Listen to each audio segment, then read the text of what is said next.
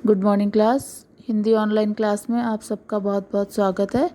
आज हम कृतिका बुक का नया चैप्टर स्टार्ट करने जा रहे हैं जिसका नाम है साना साना हाथ जोड़ी और इसकी लेखिका है मधु कांकरिया। साना साना हाथ जोड़ी यानी ये एक नेपाली प्रार्थना है जिसका अर्थ है छोटे छोटे हाथ जोड़कर। इसमें मधु कांकरिया जो लेखिका है वो सिक्किम की यात्रा पर है और भारत के सिक्किम राज्य की राजधानी गैंगटॉक से और उससे आगे हिमालय की यात्रा का यहाँ पे लेखिका ने वर्णन किया है। गैंगटॉक शहर बहुत सुंदर है और रात में जगमगाता है। लेखिका को रात में जगमगाता हुआ गैंगटॉक रोशनी में नहाई हुई जादुई झालर की तरह से दिखाई देता है। जब लेखिका रात के समय गैंगटॉक शहर को देखती है तो उसे बड़ी हैरानी होती है। उसे लगता है आसमान जैसे उलट गया हो, उल्टा पड़ा हो और सारे तारे बिखर कर नीचे टिमटिमा रहे हों।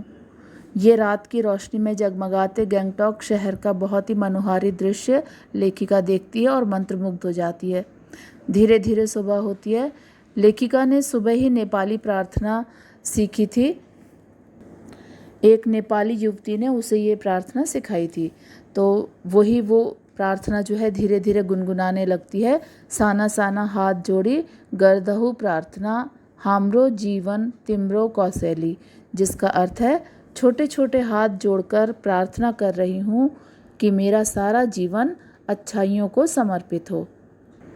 गैंगटॉक शहर को मेहनतकश बादशाहों का शहर भी कहा गया है क्योंकि यहाँ के लोग जो हैं वो बहुत ज़्यादा मेहनती होते हैं। गैंगटॉक शहर हिमालय के बीच दुर्गम स्थान पर बसा हुआ है और वहाँ के लोगों को अपना जीवन बिताने के लिए, अपना जीवन यापन करने के लिए बहुत ज़्यादा मेहनत करनी पड़ती है। चाहे वो खेती करें, पशुपालन, वहाँ पे चाय के बागान हैं, तो ये सारे बहुत ही परिश्रम वाले व्यवसाय हैं, बहुत परिश्रम वाले कार्य हैं। तो यहाँ के लोग बहुत मेहनती भी हैं और साथ साथ बादशाहों की तरह वो मनमौजी भी हैं। अच्छा खाना, अच्छा पहनना, खिलखिलाकर हंसना, मस्त रहना, ये सारी यहाँ के लोगों की विशेषताएं हैं। इसीलिए गैंगटॉक को मेहनतकश बादशाहों का शहर भी कहा गया है। एक बात आपको और यहाँ पे ध्यान रखनी है कि गैंगटॉक के लिए ही गंतोक शब्द यहाँ पर आया है। गंतोक जिसका अर्थ होता है पर्वत। ये आप आगे इसके बारे में पढ़ोगे। तो यहाँ पे गैंगटॉक यानी कि गंतोक शहर की बात यहाँ की जा रही है। लेखिका को सुबह ही युमथांग के लिए निकलना था, यानी आगे की यात्रा करनी थी। युमथांग एक अगला जो उनका पड़ाव था वहाँ तक।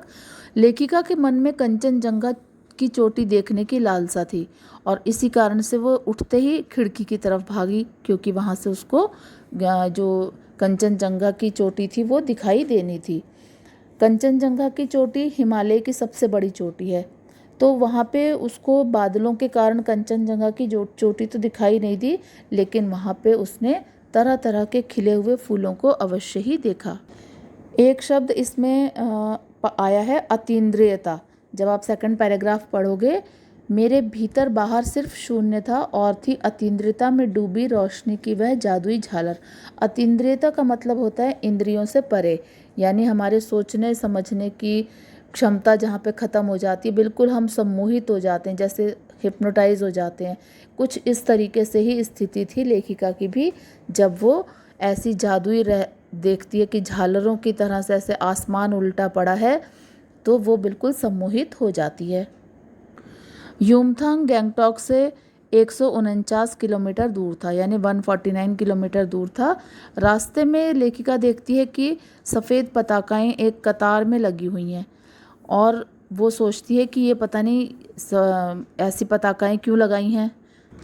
लेखिका के साथ में उनका ड्राइवर कम गाइड जिसका नाम है जितेन नार्गे, वो उनके साथ में था, जो एक गाइड का काम भी कर रहा था और ड्राइवर का काम भी कर रहा था।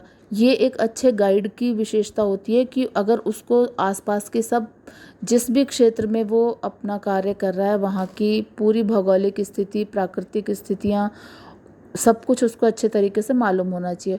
और अगर उसको गाड़ी चलानी भी आती है तो ये बहुत ही उसकी एक खासियत बन जाती है। और ये जो दोनों विशेषताएं हैं जितेन नार्गे के अंदर दिखाई दी हैं, वो एक अच्छा ड्राइवर भी है और गाइड तो वो है ही। तो वो जब लेखिका देखती है कि ये सफ़ेद पताकाएं लगी हैं तो वहाँ पे नार्गे बताता है उनको कि ये जो बड़ी बड़ी आपको सफ़ेद पताकाएं दिख रही हैं, ये जब कोई बौद्ध भिक्षु की मृत्यु हो जाती है तब शहर से दूर किसी पवित्र स्थान पर 108 श्वेत पताकाएं फहरा दी जाती हैं और इनके ऊपर मंत्र भी लिखे हुए होते हैं। यहाँ के लोग जो हैं बौद्ध धर्म को बहुत ज़्यादा मानते हैं, तो इन पताकाओं को कभी भी कोई नष्ट नहीं करता है, कोई उतारता नहीं है, ये अपने आप ही धीरे धीरे नष्ट हो जाती हैं। और जब कोई नया कार्य शुरू करते हैं तो सफ़ेद की जगह पे रंगीन पताकाएं, पताका का मतलब होता है छोटे छोटे ध्वज, छोटे छोटे से झंडे लगे हुए होते हैं, तो वो वहाँ पे लगा दिए जाते हैं। जब कोई नया काम शुरू करवाता है तो रंगीन पताकाएं फहराई जाती हैं और जब किसी बौद्ध भिक्षु की मृत्यु होती है तो वहाँ पर सफ़ेद पताकाएं फहराई जाती हैं।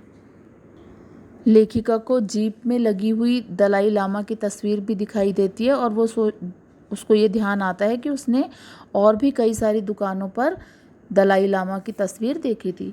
दलाई लामा बौद्ध धर्म को मानने वाले जो हैं उनके धर्म गुरु हैं और सभी उनको बहुत ज़्यादा मानते हैं, तो इसी वजह से वहाँ के लोगों के जीप में या और दुकानों पर उनकी तस्वीर लगी हुई होती है। तो हिचकोले खाती हुई उनकी जीप आगे बढ़ती है और जो जितेन है वो आगे चलने पर बताता है कि एक जगह जहाँ आती है उसका नाम था कवि लॉन्ग स्टॉक और वहाँ पे गाइड फिल्म की शूटिंग हुई थी। गाइड फिल्म में एक बहुत ही प्रसिद्ध ये फिल्म है जिसमें देवानंद इसमें काम किया था जिन्होंने, तो उसकी शूटिंग जो है वो इसी स्थान पर हुई थी। तिब्बत के चीस खे बमसन ने लेपचाओं के शोमेन से कुंजतेक के साथ संधि पत्र पर यहीं हस्ताक्षर किए थे। ये जो दोनों नाम आए हैं चीस खे बमसन और शोमेन से कुंजतेक, ये दोनों लेपचा और भूटिया इनकी जातियों के नाम हैं, स्थानीय जातियां हैं ये। तो इन दोनों के बीच में बहुत लंबे समय तक झगड़ा चलता रहा था और यहाँ पे एक इसी कवि लॉन्ग स्टॉक में ही एक पत्थर रखा हुआ है जो एक स्मारक के रूप में है। तो जब इन दोनों के बीच, दोनों जनजातियों के बीच में शांति वार्ता करवाई गई थी, उनके बीच में संधि करवाई गई थी, तो ये पत्थर वहाँ पे स्मारक के रूप में रखा गया है। उन्हीं रास्तों पे लेखिका देखती है कि एक कुटिया के भीतर घूमता हुआ चक्र, तो वो फिर सोचती है कि ये इतना बड़ा जो ये पहिया घूम रहा है ये क्या है। तब नार्गे उसको बताता है कि मैडम ये धर्म चक्र है, यानी ये एक प्रेयर व्हील है और इसको घुमाने से सारे पाप धुल जाते हैं।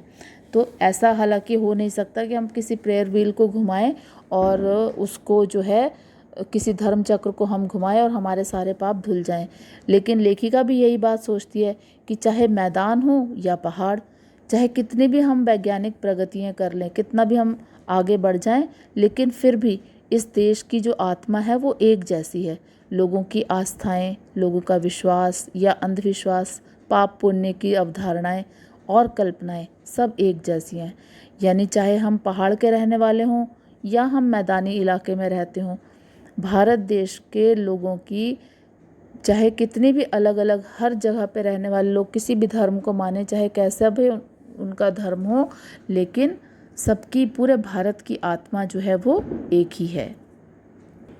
तो ये आपने अभी पेज नंबर 17 और 18 का एक्सप्लेनेशन सुना और इन्हीं दोनों पेज में से मैं आपको 3 क्वेश्चन अभी लिखने के लिए दे रही हूँ जो कि आपकी बुक में है। क्वेश्चन नंबर 1, 2 और 3, ये तीनों क्वेश्चन आप नोट करिए और इनके आंसर्स लिखिए अपनी कॉपी।